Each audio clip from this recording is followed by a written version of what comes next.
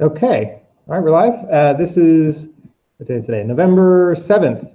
And this is the Atlanta FileMaker Developers Group. Let's go around the room and we'll do our introductions. Sean, 360 Works. Junior, 360 Works. Hey, I'm Joshua from 360 Works. Christy, Mac Advantage. Eric again, Closman.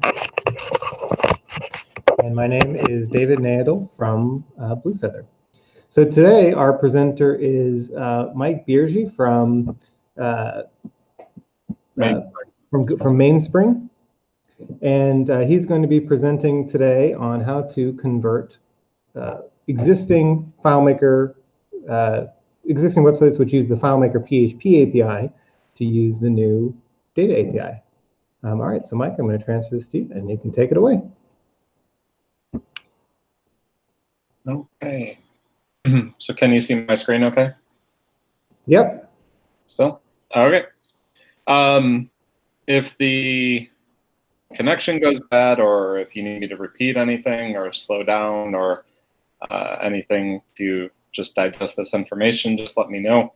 I'm happy to pause at any point during this and kind of answer any questions. This is a more casual version of the DevCon version of this that I would normally give, so feel free to ping me during this. So this session will be about, like David said, converting to the data API if you're already using a PHP API website. If you're just now getting into development with the data API on a new project, we'll also have a little bit of shortcuts and things to think about, and we'll go from there. So I'll start off with just a little bit about me. You guys probably see me around the community. I'm a 10-year FileMaker developer now, certified in versions 11 through 17. I'm on the beta testing team for FileMaker. I'm on the community MVPs program. And I also travel around the world speaking about FileMaker, most recently in Sweden a couple of weeks ago at the FileMaker Developers Conference in Gothenburg. I'm a stay-at-home programmer. I work for Mainspring, which is based in Frederick, Maryland. Our dev team office is in Towson, Maryland, but I live in Columbus, Ohio. So I'm the furthest commute from all of our team. At Mainspring, I'm a senior application developer, which kind of double duties as a technical lead, if you're familiar with that role, in charge of a few other developers, managing work, breaking stuff up, and bringing up our team on development projects.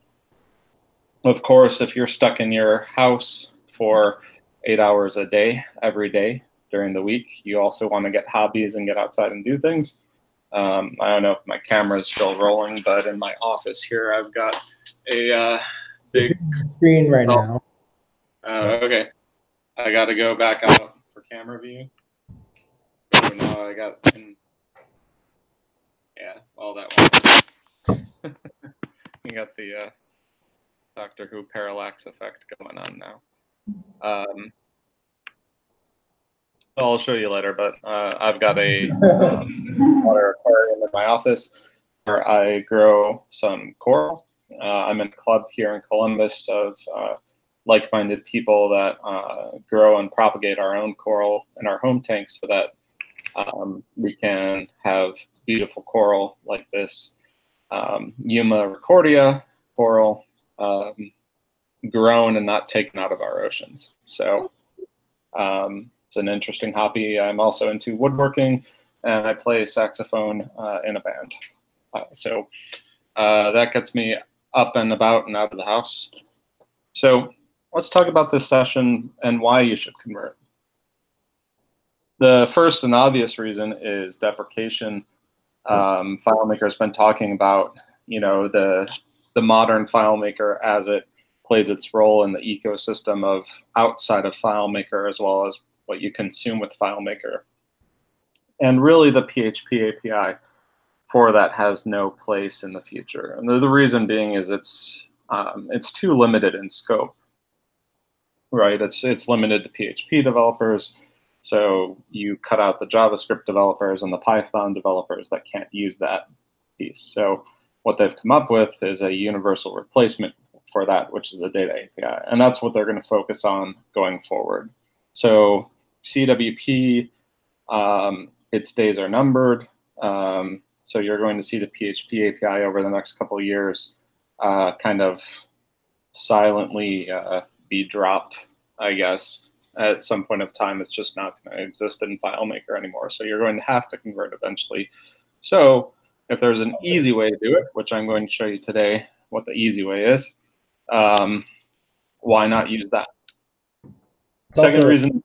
Support the modern PHP formats. It's stuck on PHP 5.6 too. It is, yes. Yeah. So there's that. So speed's part of that. The ability to use PHP 7 plus. But also the way that the data API interacts with the FileMaker core database, the Draco database engine, is more direct. There's less steps that you have to take to get to your core database using the data API. So your calls are faster. From the limited measurements I've seen, it's 25 to 50% faster, depending on how much data you're pulling in one chunk. So speed is a good reason to update. Cross connectivity, if you're using REST, it allows you to connect to a number of different other things that you wouldn't normally get to with the PHP API. Essentially, for the last 10 years, I've been writing my own API wrapper for the PHP API so that I can make my own endpoints for people. But now you have an instant documentable REST-based API that you can provide to other developers to consume directly. So you have to do less work by switching to the data API than you would normally. Do you, when you're working with other people, do you usually give them access to the data API directly?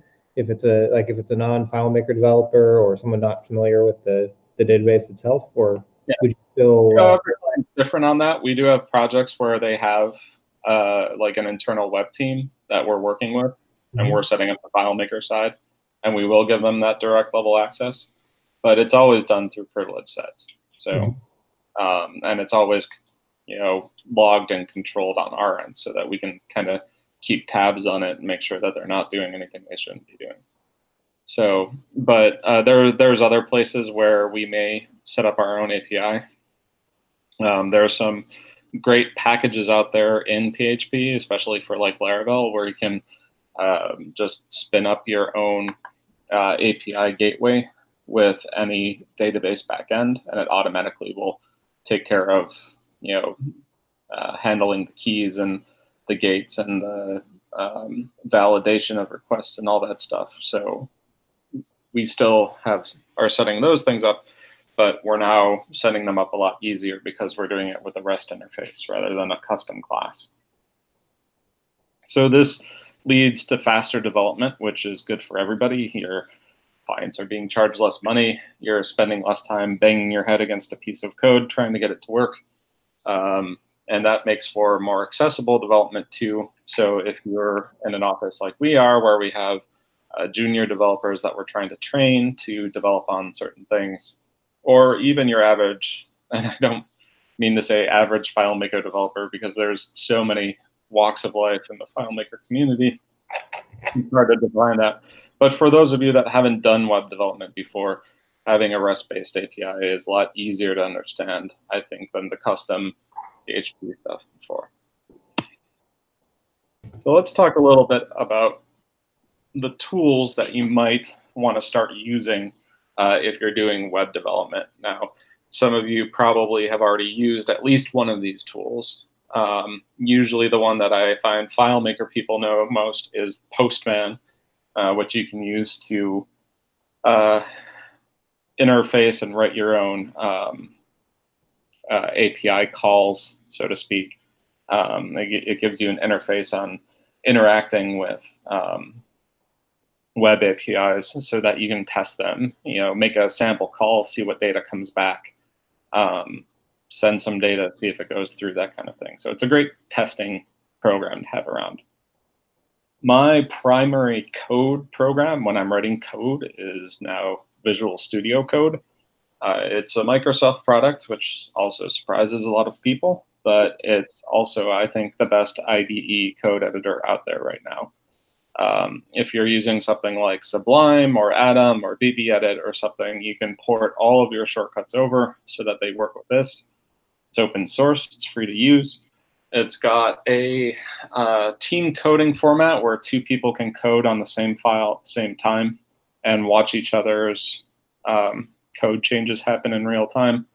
It's got a fairly unlimited amount of plugins that you can put in, including this one. And I'll send you this PDF so you can distribute it later with these links in it.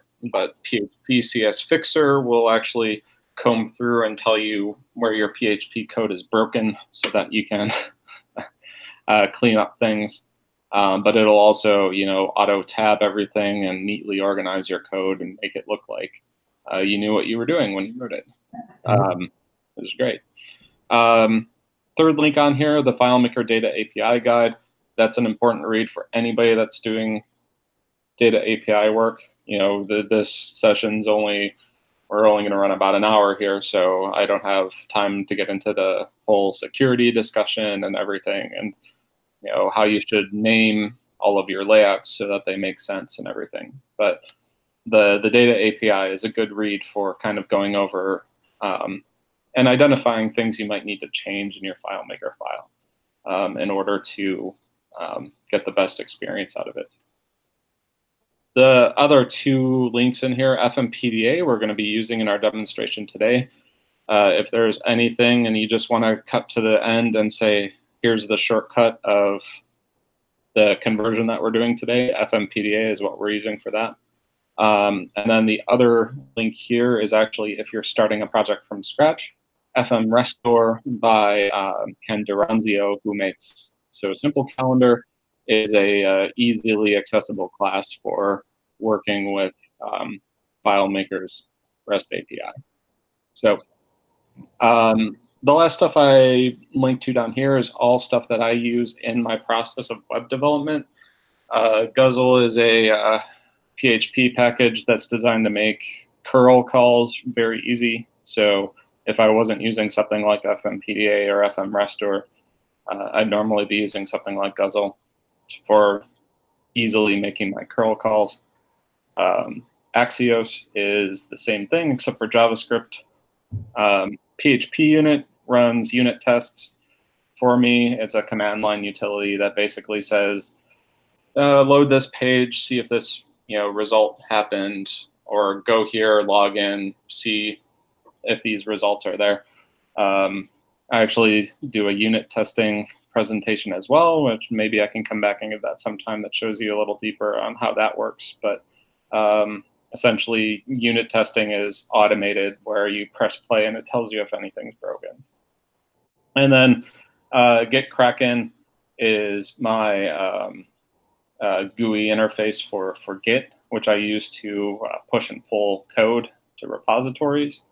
In the future, especially in FileMaker, if they theoretically open up things the way they're talking about and rumor milling around, where we're able to push and pull things from different files and stuff and import them, then subversioning will become important to FileMaker developers to learn. So Git Kraken puts a nice visual interface on that Git tree, so you don't have to learn all the command line commands for pushing your code commits around. And then other FM packages here is just a link to GitHub to, if you do a search for FileMaker, there's a whole bunch of packages on GitHub that people have done for different languages, Python or ASP or things like that. So those are always a good read.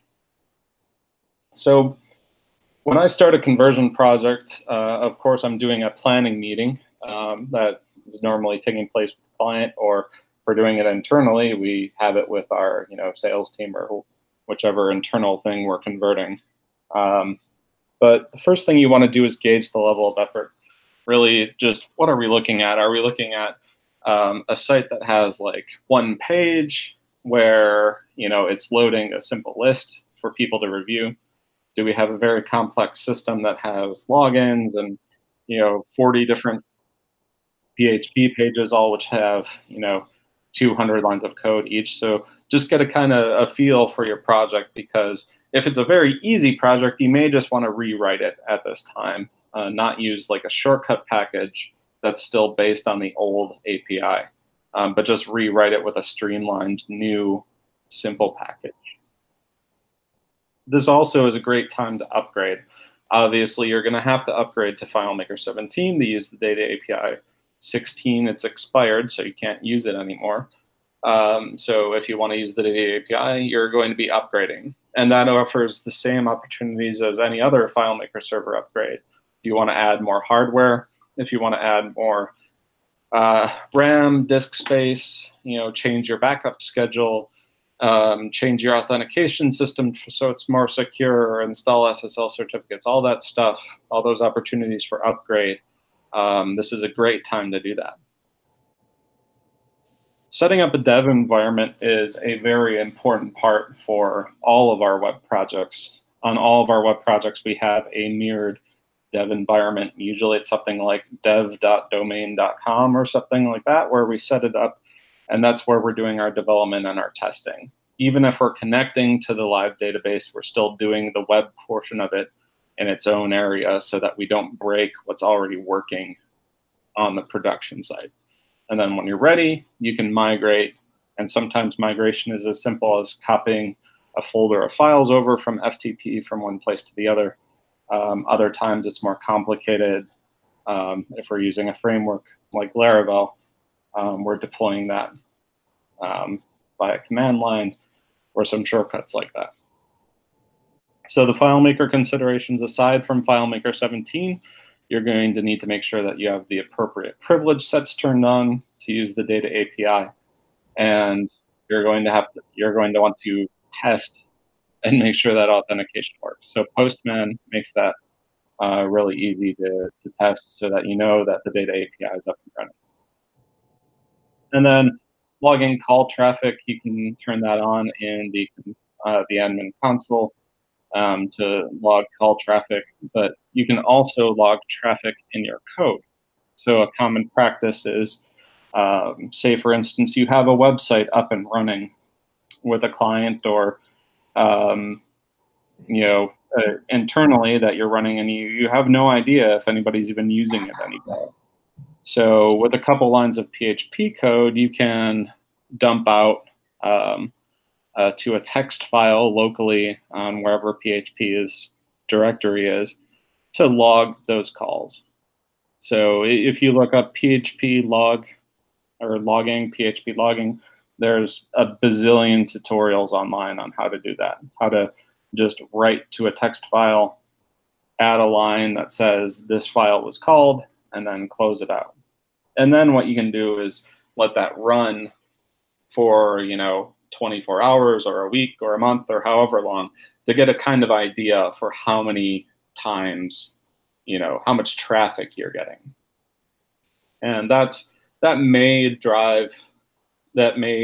circle back to the beginning for the opportunity for upgrading or gauging the level of effort. Because obviously if you are logging, 10 calls in 24 hours versus 10,000 calls in 24 hours, there's, that could have an effect on your hardware. You might want to plan to upgrade that.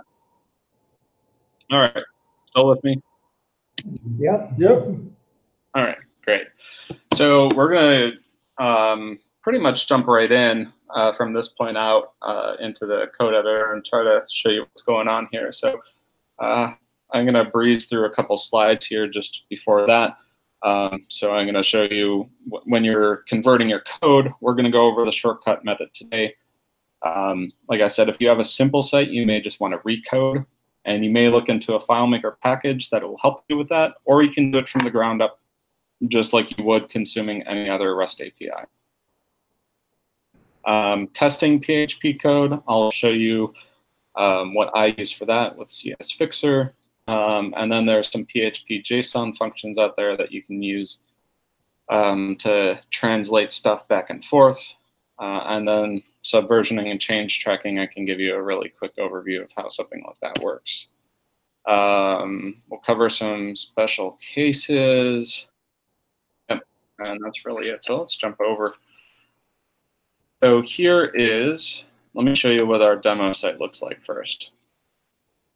So this is our demo site. You'll see there's a unit test up here, and it says, well, first off, the URL is fmcwpconversion.fun. .fun is just my local web server. It used to be .dev, but then Google actually reserved that domain name, so we can't use it anymore. /CWP. So this is my CWP folder of this project. And you can see it's running API version 2.2.4, server version.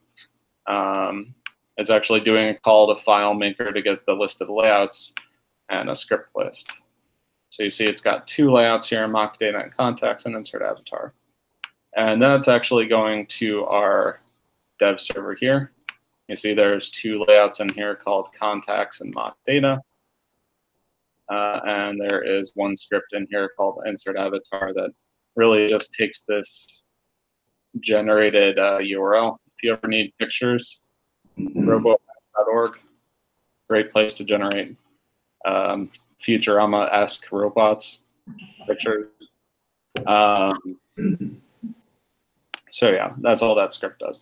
But you can see there's 1,000 records here, and that's all. So this is our site. It's just a simple list to load those records into place with their ID, their name, their email, and a send mail button. And then this is paginated as well with a very simple paginator so that you can get paginated results.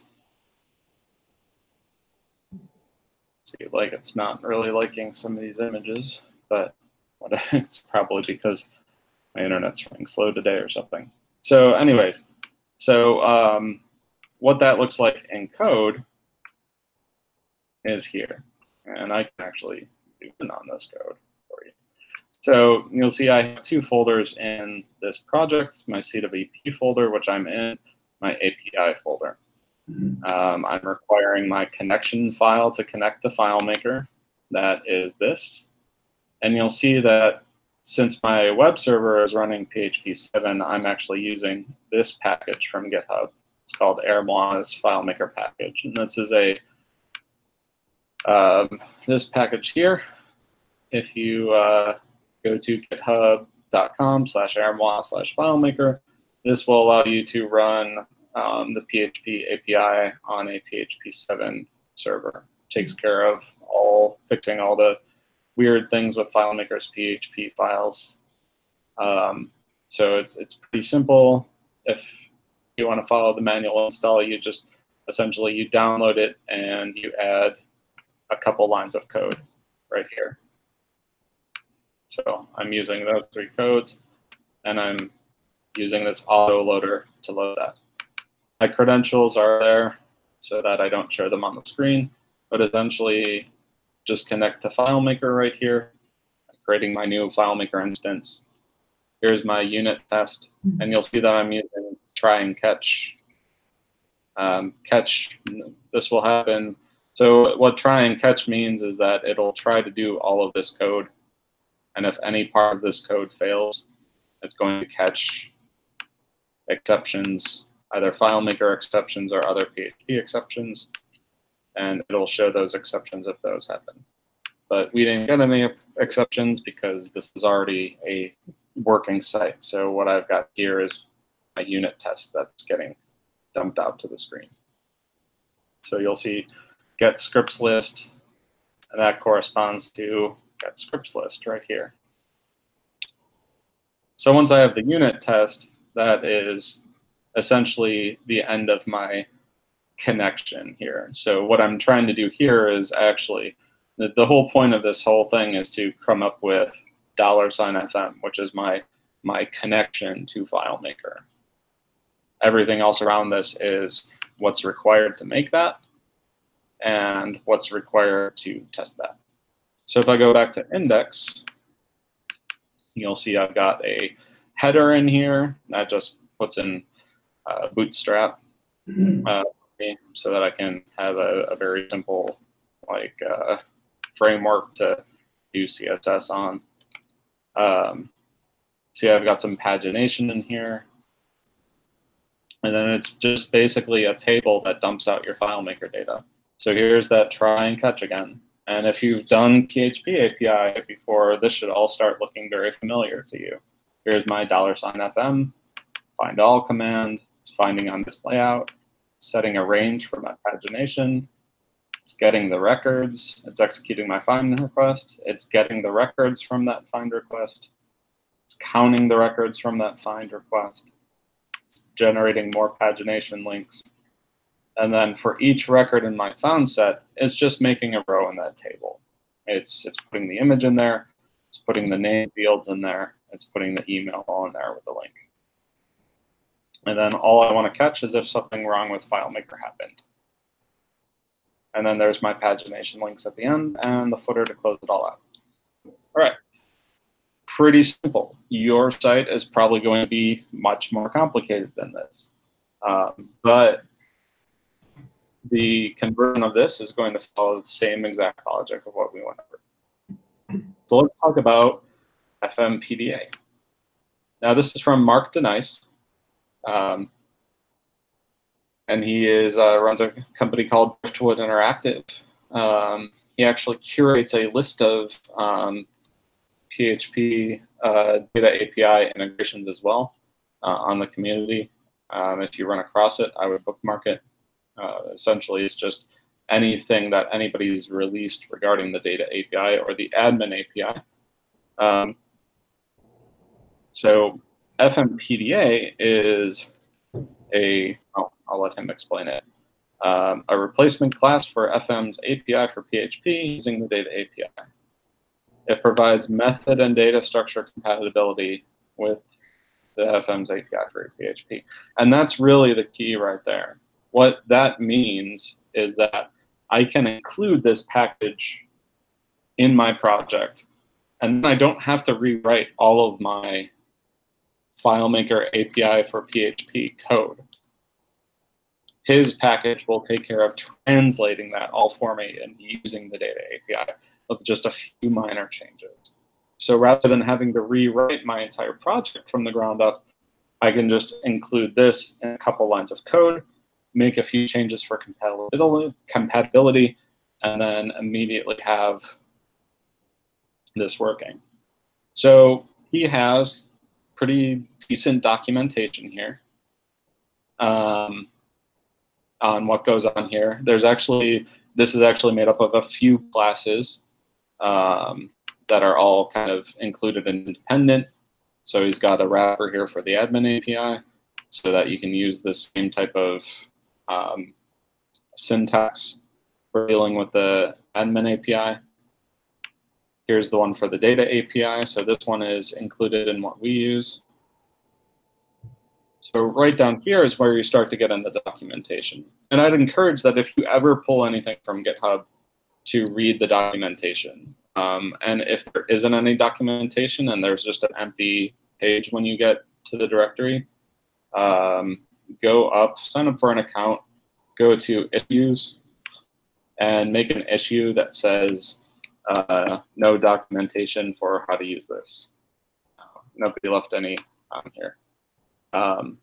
Because if it's nice that people want to share, but documentation is king. So OAuth support is included, but has not been tested. The data API replaces the name of the table occurrences and portals. If you name your portals on the dedicated web layouts, you do have those, right? You've been using with the old API, you'll need to change your code to or remove the object names. So this is kind of a big one to read into if you have layouts with a lot of portals.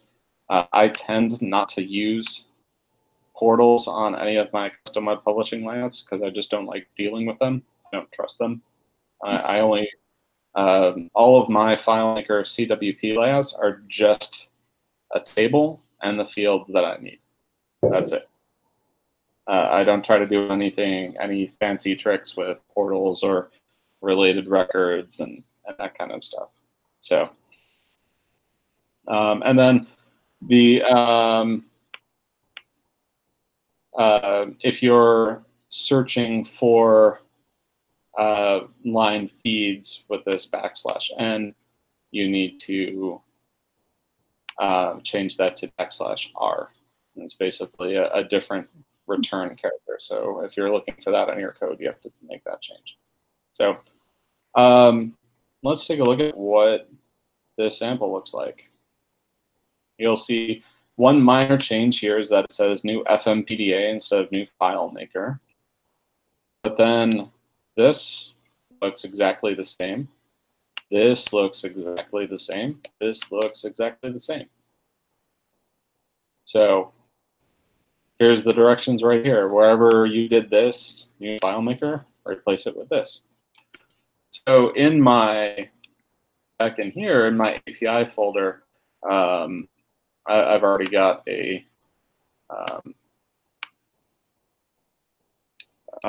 site set up from when I gave this demo a couple of weeks ago. But basically, all you have to do is, actually, we can do this again. Well, I'm not going to redo all this. I'll just show you what's changed. So basically, I just copied this entire CWP folder and pasted it in here. Source is my FileMaker file source. That's why FileMaker PHP is in here. So those are your PHP API files. You still need those. Template is just my template files. V1 is the actual FMPDA stuff. So that's a folder called FMPDA. And I had an old version of my connect file here and a new version of my connect file, or the current version, I should say, of my connect file. So in my connect file, let's see what has changed. My index file is exactly the same. Nothing has changed in my index file at all. It's still finding, still ranging, still getting the found records, still looping through all the records, still getting the pagination stuff. I'll go over that in a second. So in my connect, this is where it's really changed. So you can see there's a lot less unit testing in here because some of the stuff that's not supported in here is stuff like getting a list of layouts, getting a list of scripts. Those were the two things that my unit test was doing, right? So that's something to think about, is the data API doesn't have complete parity with PHP API today. Within a few versions, it probably will. But for now, if you have some of these things, it just won't work. So if your code is dependent on that, you might get an error message, or you might it just might return a blank result to you. Hopefully the latter. Depends on your case. So all I've changed here is, here's my FileMaker source. That's my FileMaker API files. Here is the FMPDA. And that's all I've changed there. I've changed new FileMaker to new FMPDA. And if I open these side by side, you can see the difference.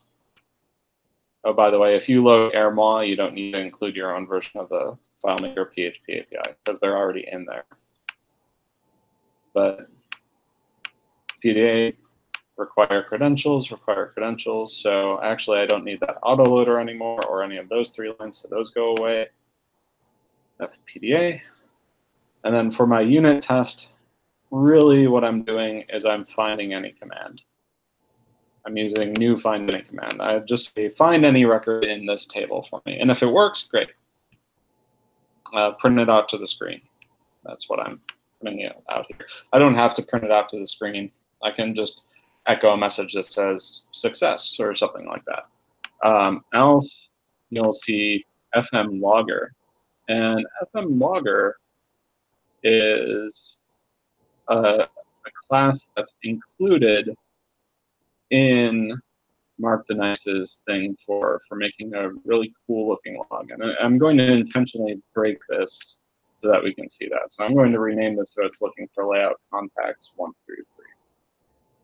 I'm going to go to this site now. And remember, it's just /CWP on this one, /API on this one. So here's a good unit test. It's still loaded up in my screen. What this is it's that object. And you can see it's actually, there's the URL it's generating in order to make that API call. And you see, here's that logger class right here, and it's giving me an HTTP 200, which is not an error code, that's the success code.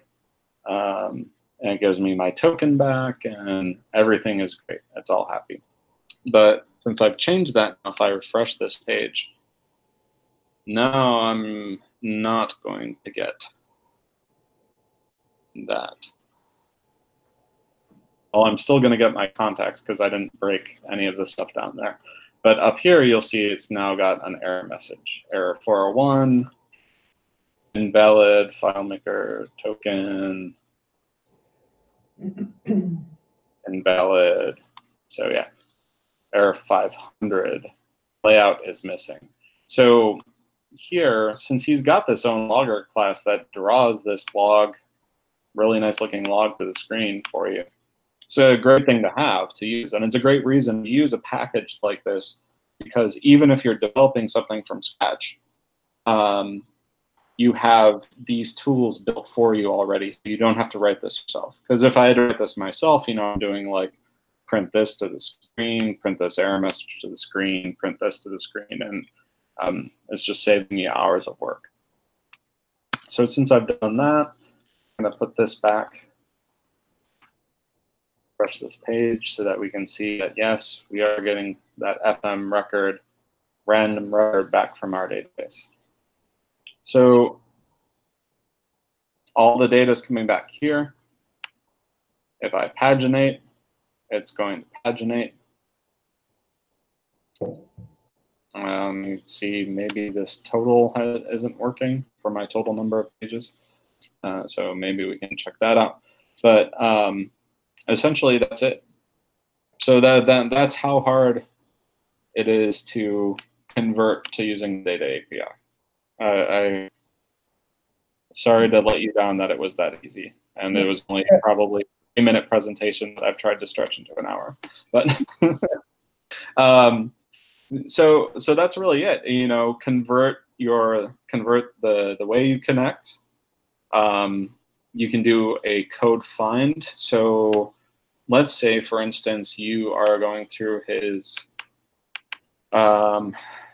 the validation is the one thing I have to go. So this is one other change you have to make. It's the error class.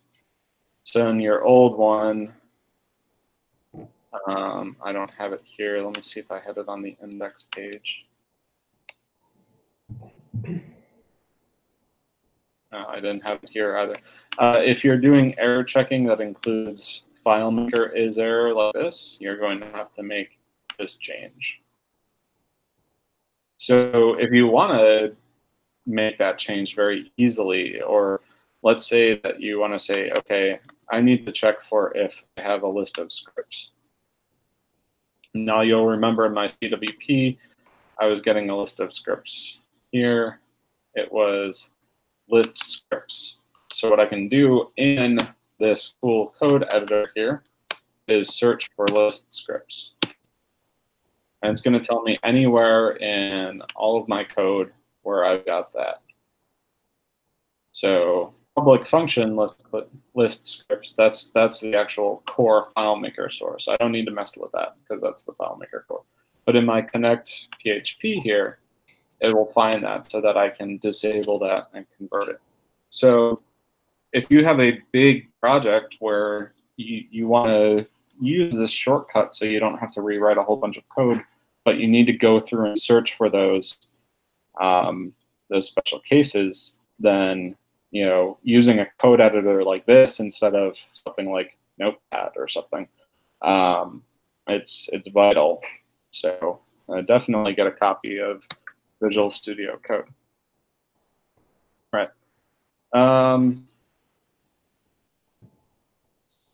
So since the package handles all of this stuff for you, you don't have to do all this. You can see here that he's making a suggestion that if you want to do a record count, that you should try to do it as an unstored calculation field on your table. That makes it just much easier to do than trying that. So if you're returning summary data, like in my case, my paginator was calculating the total number of pages over here, so 40 pages because I have 1,000 records at 25 a page. If you're doing that type of thing, you might want to make that a calculation field and stick it on your layout and just reference it with you. You can reference it either out of your data that's returned by your call, or you can do what I did for my unit test and do a find any command to just find any random record from that table so you can get your statistics. Which, by the way, if you cache statistics for reports that you want to feed out to the web, that new find any command to get summary and unstored calcs fields works really great for just dumping out data to the screen. All right, so let's the slides really quick. Oh, I was going to show you subversioning really quick. I don't know if this is probably going to take me into a directory I shouldn't be showing you. So I'm going to switch it as soon as it opens. This is my older MacBook Air, so it takes a while to open.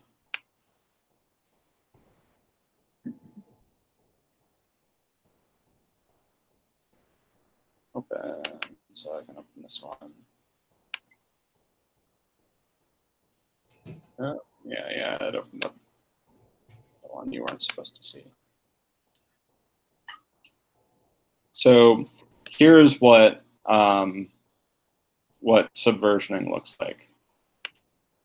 So basically, this is kind of an empty project I created.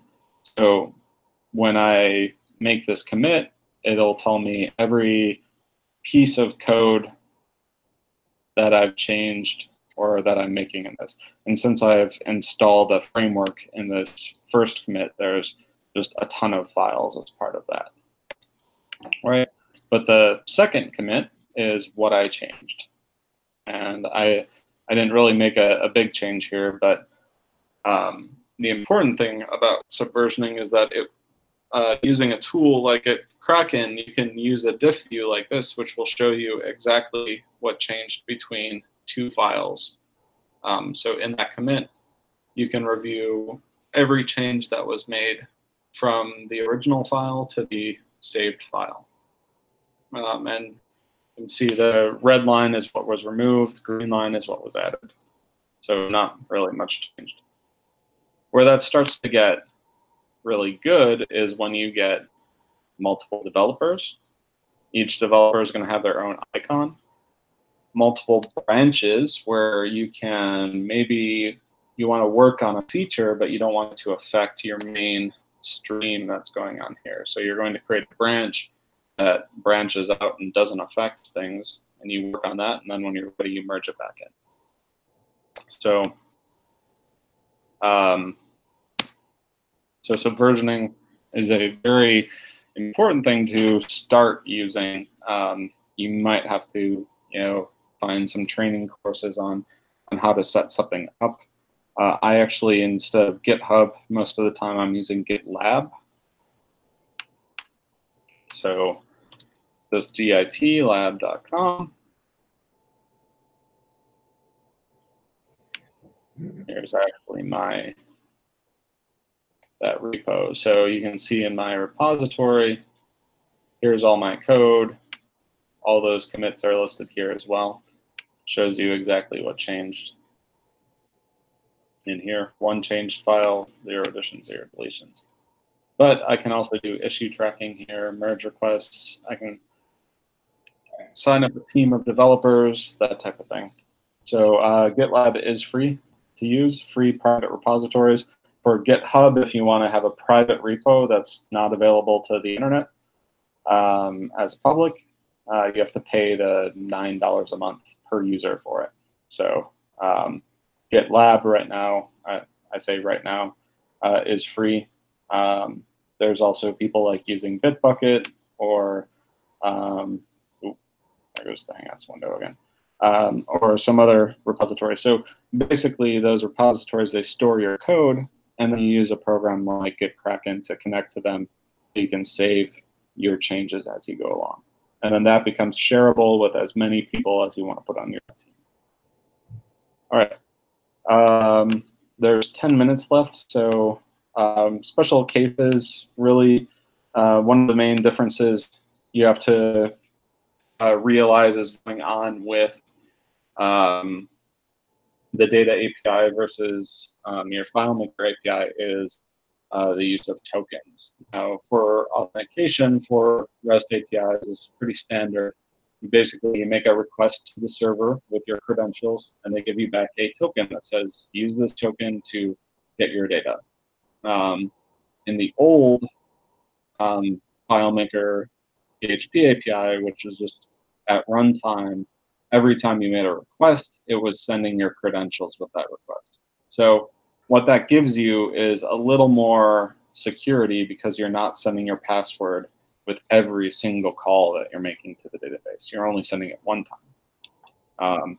And that token is kept active by default for up to 15 minutes from your last call. So if you make a call every 15 minutes, your token will be persistent. Ken Duranzio's package, the other one I mentioned back in the resources, FM Restore, actually keeps that token alive for you for whenever you connect for the first time until you disconnect. FileMaker's data API does not have a like a check token status, or so you just kind of have to check the result of the token or the call to see if it's expired or not right now. So if you use something like FM Restore, and I think FM PDA has one too, you can not worry about something not working because the user spent 15 minutes on a form filling something out and then hit save. So container fields work pretty much the same way. If you're familiar with using the container bridge, or you're familiar with how the XML API works in terms of it spitting you out a link to a file that you then load into your screen, it works the same way. So all the FMPDA handles that for you. So you shouldn't really have to do anything with there. PHP versions, you should be using version 7 for this, although it is backwards compatible. Make sure that you're checking to see when end of life is, because I think end of life for PHP 5.6 is coming to an end sometime soon. So 5.6.3 is the current version of that. But I forget. There's some announcement on their website that it's deprecated. So the current stable is 7.2.11. 7.3 is in beta. And for an open source package, it's updated on a frequent basis. So it's the same thing really as FileMaker with PHP. If you upgrade and you get on the license where you're upgrading every year to the newest version, you can do the same thing with PHP if you're using modernized code. You can upgrade and get all of the security updates and such.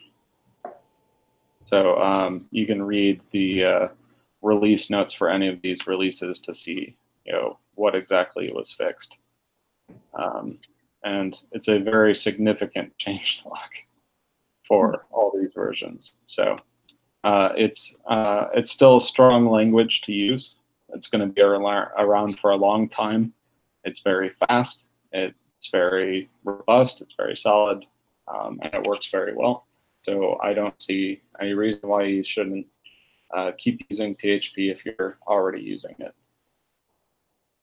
And then the FileMaker XML API, I'm not covering here because it's not really convertible at all. If you're using the FileMaker XML API, you're gonna have to rewrite all of your stuff for the data API. There's no wrapper for it because you can't use those URLs anymore that you were using before. So on the plus side, if you were using the XML API, and I don't know if anybody here was, you're already going to be pretty familiar with the URL syntax that you need to put together for the data API. It's very similar. So when I was dumping that big old message up to my screen and I highlighted this URL right here, you can see that it's actually assembling this URL for me. And it's fmi/fmi/data/v1/databases/ the name of my database, layouts, the name of my layout, what I'm doing, getting records, and then a question mark and some syntax. So that URL being built for that curl request is very similar to the XML API. So you won't be totally lost if you built your own XML API solution. You're just going to have to do a little more writing than you would have to before. So quick summary, then on to questions. So in review, take care of FileMaker. You're going to have to update it. Make sure you're running it on a server. Make sure you have SSL installed. Make sure your license key supports the amount of web traffic you're planning to get. Remember that the data API is metered on what you download. Uploads are free, and container streaming is free for download. So you're not, if you're streaming 100 megabyte video files down from container fields, it's not 100 megabytes every time you load a video. It is whatever the text to get that URL to the video is. So like a couple fractions of a kilobyte to get that, and then you're not quote unquote charged for that container download.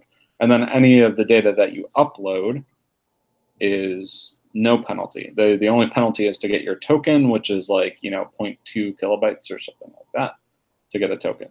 And your server comes with 2 gigabytes per month per user, metered on a per year basis. So if I have the standard lowest level 5 user license, it's going to be 10 gigabytes a month or 120 gigabytes a year of data API throughput that I have. If you have a site license, it's just a ridiculous amount, like 2 terabytes or something like that. So update your environment. That includes setting up a dev environment. If you don't have a development environment, set one up. It's super simple. Just make a copy of the folder and drop it in a subdirectory or something. Make a plan, test every page, click on every link, make sure everything works. Enable the nasty looking error messages so that you can see exactly if something's failing. So don't suppress those until you've gone through. And two honorable mentions I have, and these will be links later on when you click out of this PDF, but Ken Duranzio's DevCon session, he did a session at DevCon this past year about converting the use of the data API, but he went with the rewrite approach rather than the shortcut approach that I just presented with you. So if you're interested in actually rewriting from the ground up, watch that recording on YouTube. That is a YouTube link there.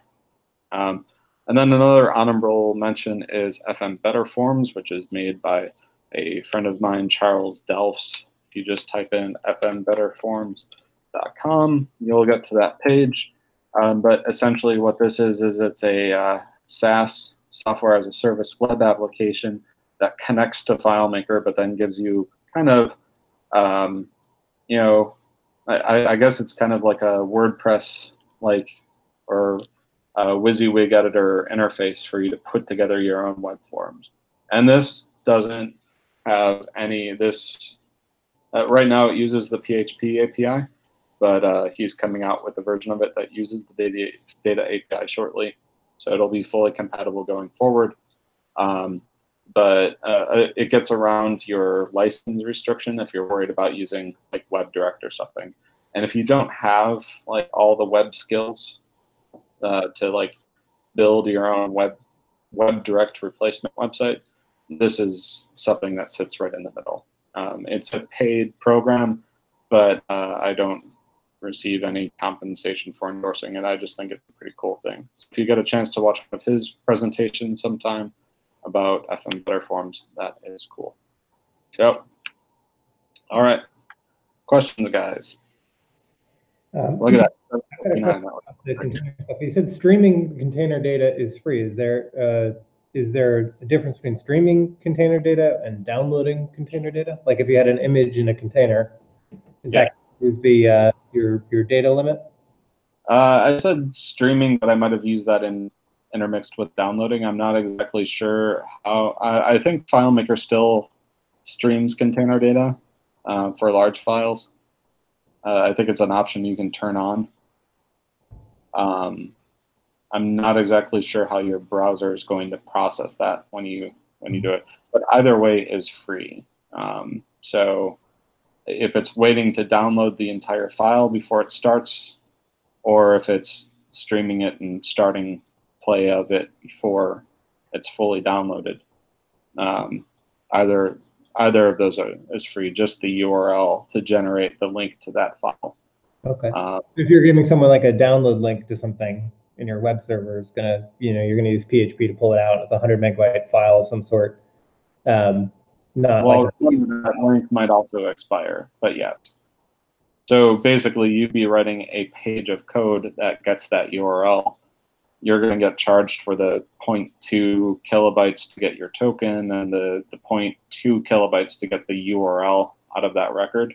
Mm-hmm. But then everything else is not charged. So it's still a very small amount of throughput if you're building that downloading page. So if you're familiar with Container Bridge, the PHP file that most people will use to get download links from the PHP API, you can write your own version of that Container Bridge file, where basically you throw a layout and a record ID at it, mm-hmm. and it will give you, it'll generate that download link and automatically use something like fopenstream or fopen or whatever the PHP command is to have that file open in the browser. Mm-hmm. Okay, great, thank you.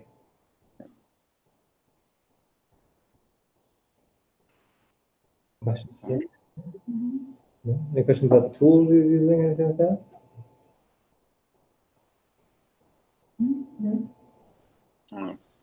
If you get into command line stuff, I use a program called iTerm. I like it a lot. It has a lot of cuts you can use for command line scripting.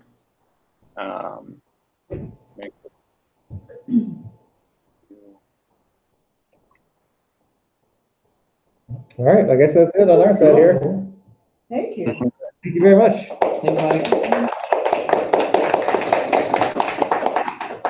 And if you guys do have questions, just look me up in the community. There is another Michael Burgi on Facebook who is in Florida. I'm not in Florida, so don't ask him about FileMaker. But otherwise, I'm pretty easy to find online, or go to our blog. Our website is gomainspring.com. It's been a while since I've had a chance to write a blog post, but if you go under blog and FileMaker community, you'll find me under here as well. Are you gonna show us your coral? Sorry, what was the question? Do you want to see the coral? Oh, yeah, let me figure out how to pull my camera back up. Sweet. You should be able to hit, stop presenting on there. We go. There it is. There we go. All right, so this is my aquarium. The light is blue because it's got UV content in it, but you can see some of the stuff growing there. Wow. A lot of the stuff growing down there. I got a couple fish floating around in here too. You hear the question? It was, how big is the tank? Oh, this one is 50 gallons. Oh, wow. This one? So relatively small, but it's also in my office, so I don't want to have a big one here. But we've also got a series of grow tanks and maintenance tanks and different. So how many gallons of tanks do you have then? Oh, it varies, depends on if there's like a trading show coming up, but anywhere between like 150 to 200 Oh, cool. at any given time. Also, with it being cold in Ohio in the wintertime, it evaporates a lot. Right now, I'm going for about 2 gallons of water a day just in evaporation. So, Oh, wow. something to keep in mind as your water bill goes up. And you have to treat all that water too, I guess, right? It's got to be salt water. Yeah, all of it is reverse osmosis, deionized water, RODI water. So I have my own filter that filters that water straight out of my tap. Cool. Wow. Yeah. All right. It's a fun hobby, but if I didn't work from home, I probably wouldn't do it. Yeah. A lot of maintenance. Well, great. Thank you very much. That was a really great presentation. And a lot of really All right. useful. All right, thanks, guys. Thanks Have a a lot. great night. Bye. Yes.